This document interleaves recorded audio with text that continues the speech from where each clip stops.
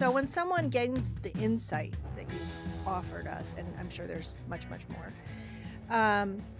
what boundaries do you typically help people learn to set in order to have healthy and functional relationships and get their needs met? Like what are the typical kinds of things that people struggle setting boundaries around, and what advice do you have for people if they're like me in the beginning, super uncomfortable setting those boundaries? Yeah. Well, first I say it's expected that you're uncomfortable setting those boundaries. Let's think about how you grew up.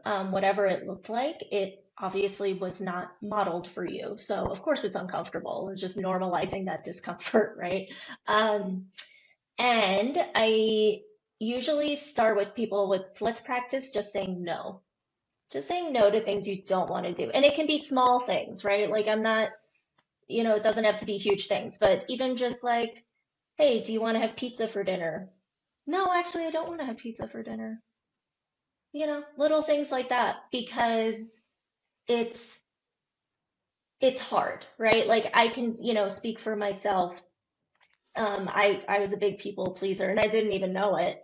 Um, And I wouldn't even think before responding. If someone asked me for a favor or asked me something, it didn't even occur to me, oh, wait, I should think if I want this or not and say yes or no. I was just like, oh, yeah, sure, no problem. Like it just was autopilot. It just came spewing out of my mouth.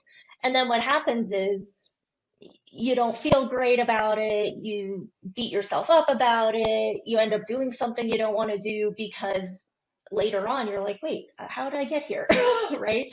Um, so I really work with people on let's just try to say no and start with those more minor things that are not like life-changing decisions, right? Because that's going to be have more pressure on it. But pause. If someone asks you a question, don't just respond right away. Don't go on autopilot. Just pause, take a breath, and really think, do I want to do this thing? And if you don't, that's okay.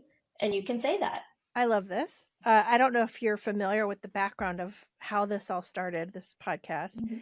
Um, but I, in 2019, announced this is my year of no, because I knew I literally would get nauseous and sweaty and all the physical anxiety symptoms you can think of, I would get, just to say no to someone. And so I decided I would say no to one thing every day to practice that muscle. And it could be a very tiny thing. And I called it finding the no. And it was not answering a phone call, not responding to a text at 7 a.m. Saying, no, I don't want to do the thing, or no, I can't volunteer. I don't have the time to do this PTA thing or whatever it was. And it took a long time. It took probably, I started at the beginning of the year till May to actually really do it every day. And I still was uncomfortable with it towards the end of the year. And so I just continued, and it's just been this ongoing thing. So I like that you say practice saying no, say no to just little things, take that pause. The other thing I did, and I don't know if this is part of what you teach as well, is I wrote it down. I wrote down and kept track of all the times I said no and how I felt, so I could see the progress I was making, from I'm going to throw up to I feel relieved. So I just love that you start with that. Yeah, and I love hearing your story about that. And I'm not surprised to hear that it took 5 months to get to a place where you were doing it consistently because it's hard. And it's funny because when we think about it, it doesn't sound that hard. Just say no. It's part of our vocabulary, whatever, it's just like Yeah, it's a word. yeah. But a lot of people are very uncomfortable with it. And, that can be for a variety of reasons, but I definitely think this is one of the top issues I see with adults who grew up with addiction or some other kind of dysfunction is that discomfort, like you said, of saying no, where you either don't even do it or when you do it, you get physically ill, like you said. Yeah. So what kind of boundaries have you had to set, to create healthy relationships and make space for yourself? So I really started with my mom, who was the addict in my life, and she passed away a couple years ago. But that was a big one for me. That was really hard because I loved her. Obviously, she was my mom, right? Like it didn't matter what was going on. That's my mom. And really having to set boundaries around, how much I was going to step in and help her or not, when to do that.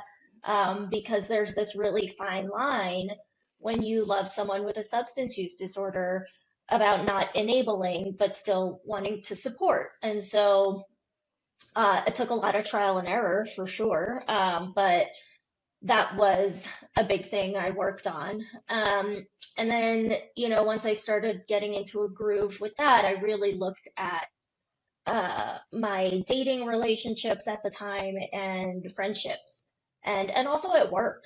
I think for me, work was especially hard. It was something about like authority figures and feeling really uncomfortable saying no to a boss. Mhm. Um, and everyone's different. It can play out in different ways, but for me it was really tough at work, just being able to say no, I can't, stay after school to do this other thing, as a teacher at the time. And that was really hard. Because and I think that's why a lot of people now are talking more about work-life balance of like, no, we shouldn't be available 24/7 for work. It's not healthy. Um, but this was maybe 15 years ago where that wasn't such a common phrase to use. So I really struggled with that. But again, it just takes practice. It's like learning how to ride a bike. You have to practice it, and you can't give up the first time you fall off because then you'll never learn. You just got to get back on and keep going. Totally agree. And I often, as I tell my story, I remind people I messed up. I hurt people's feelings. I I had to break some relationships. I annoyed people. I flubbed. I mean, I flubbed. It was just like it literally took practice.